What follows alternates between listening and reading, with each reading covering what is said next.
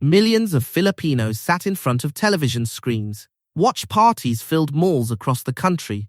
Children stood in front of those screens, holding tennis rackets in their hands, imitating a swing they had only just learned to recognize. Then, a 21-year-old girl walked into Malacanang Palace, and the president of the Philippines looked at her and said something no one expected to hear from a head of state. "After you won, we all cried." So how did a girl from a country with almost no grass tennis courts become the athlete who united an entire nation? This is not really a story about a tennis match. It's a story about distance, sacrifice, and what it costs to become someone your country has never seen before. To understand it, you have to go back to where it started, a basketball court in Quezon City, painted over with white lines that didn't quite belong there. Eala picked up a racket at 4 years old. She grew up in a country where tennis has never been a national obsession, where grass courts were nearly non-existent. There was no manicured lawn to practice on. Instead, there was a court painted over a basketball court, hoops still standing at either end. She would later explain it herself. There were basketball hoops in the way, so she couldn't step back too far when she hit, or she'd run straight into one. Picture that for a second, a child learning the footwork of a Grand Slam sport while dodging basketball equipment. No academies on every block, no green lawns stretching for acres, just a painted rectangle and a family willing to show up every single day after school. Grass, for most of her childhood, was something she touched maybe 2 weeks a year during junior tournaments overseas. It wasn't until much later in her career that she played what she called a real grass season for the first time. Nobody watching her back then could have imagined where this would lead. Nobody imagined that girl would one day walk out onto center court at Wimbledon. But first, she had to leave. At 14 years old, Eala left the Philippines to train at the Rafa Nadal Academy in Mallorca, Spain, 14, and already an ocean away from her parents, her language, everything familiar. President Marcos would later put it simply. Speaking directly to her parents at the palace, he said he had to send his own children away to school around that same age. And he knew exactly how that felt, but they had done it anyway, because of their belief in Alex. That belief came at a cost that never shows up in a match score. It shows up in a teenager building a career far from home, carrying comparisons, self-doubt, and the ordinary pressures of adolescence stacked on top of professional expectation. Years later, she would describe having to unlearn exactly that habit, comparing herself to other girls while living inside a demanding professional world that gave her almost no room to simply be young. None of that was visible from the outside.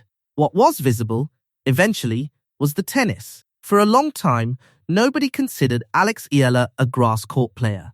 It wasn't supposed to be her surface. By her own account, she barely competed on grass at all, growing up a couple of weeks a year in the juniors, if that spread across just a year or two of her career.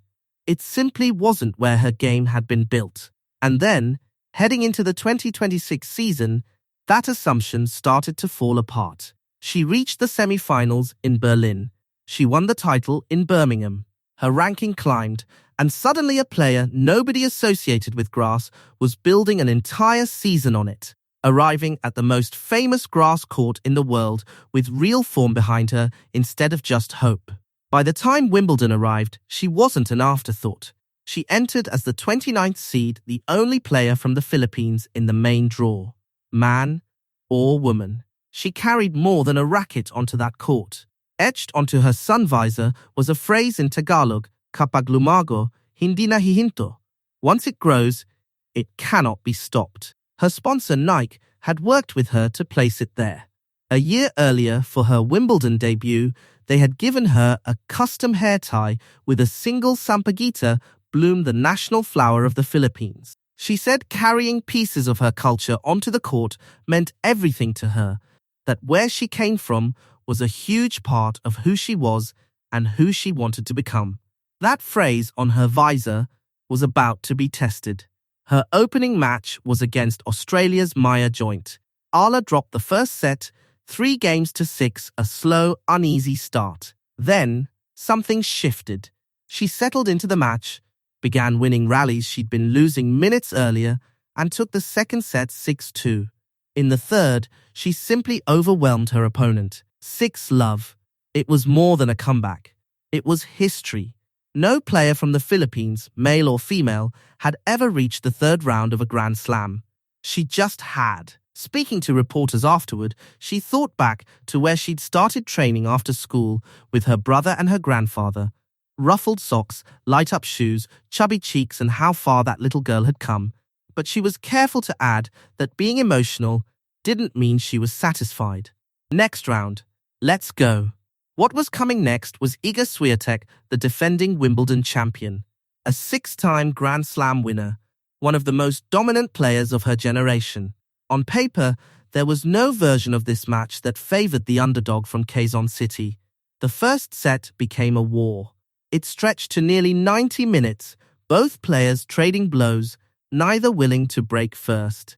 It went to a tie-break, and it was Eala who found the nerve when it mattered, closing it out 7-6. She carried that momentum into the second set and sealed it 6-2, completing one of the biggest upsets of the entire tournament.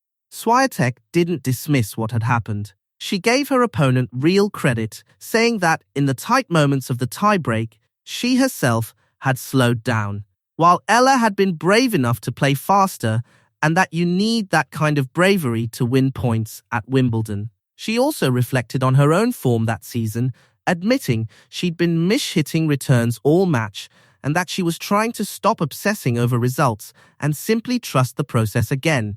For Eala, the win meant something that went far beyond one match. It made her the first Filipina and the first Filipino of either gender to reach the fourth round of a Grand Slam.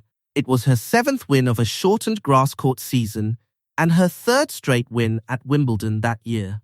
A year earlier, entering the tournament ranked 32nd in the world, she had lost in the very first round to the defending champion. Now she stood in the second week, having beaten the woman who once held that same title. She said she'd learned from that earlier loss, that she'd walked into this year's tournament with a mindset that had genuinely improved. Back home, this had already stopped being just a tennis story. Watch parties had formed across the country for her third-round match. A nation with barely a footprint in the sport suddenly had a reason to stay up late, gathered around screens, watching a 21-year-old rewrite its history point by point. She spoke too about what that platform meant to her, how it would be the honor of her life to inspire the next generation. But she was careful about the shape of that legacy. She didn't want young girls looking at her and wanting to become the next Eala.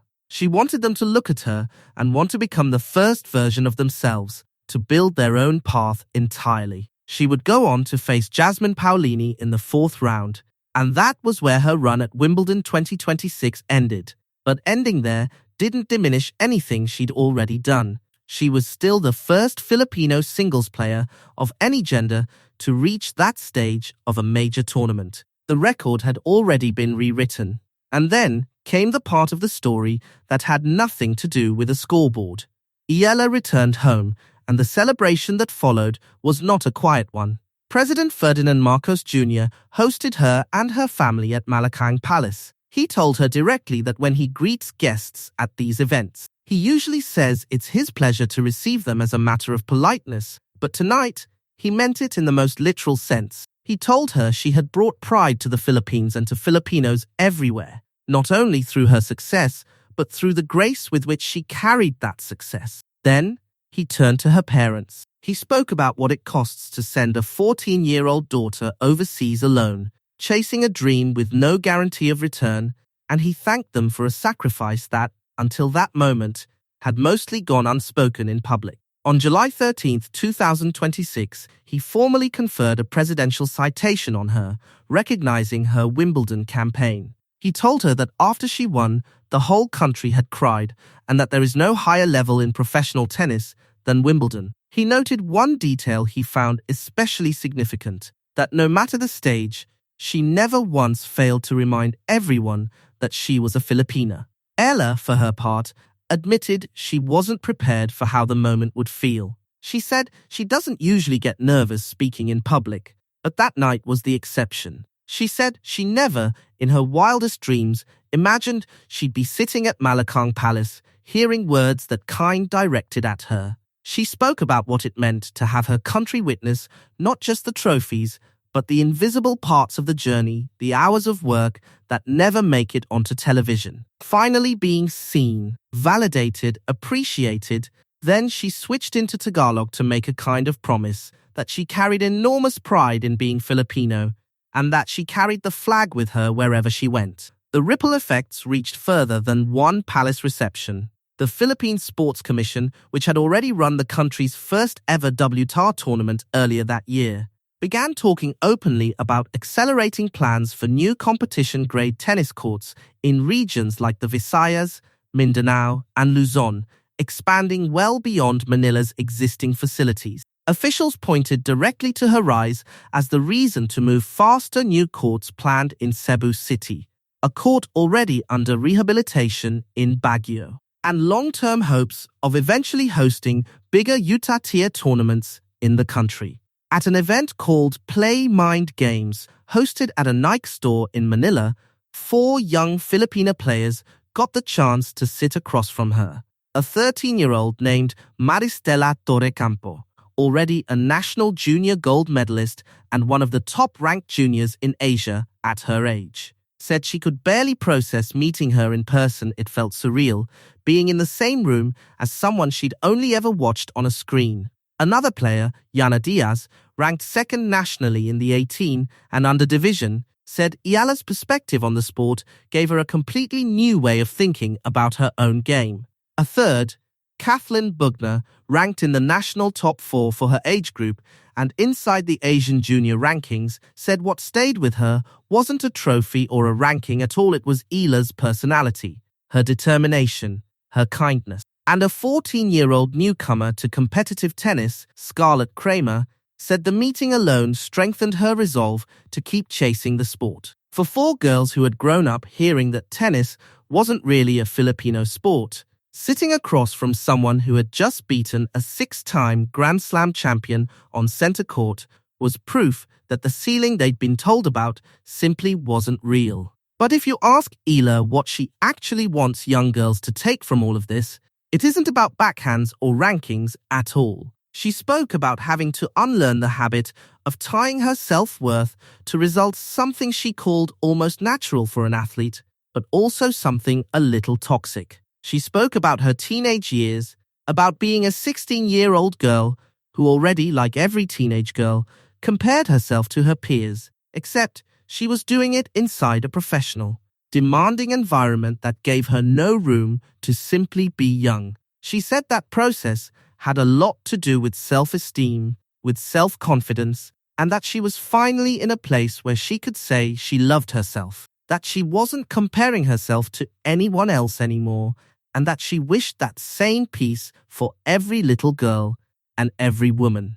Go back to where this started. A 4-year-old on a painted-over basketball court, careful not to swing too hard into the hoops behind her.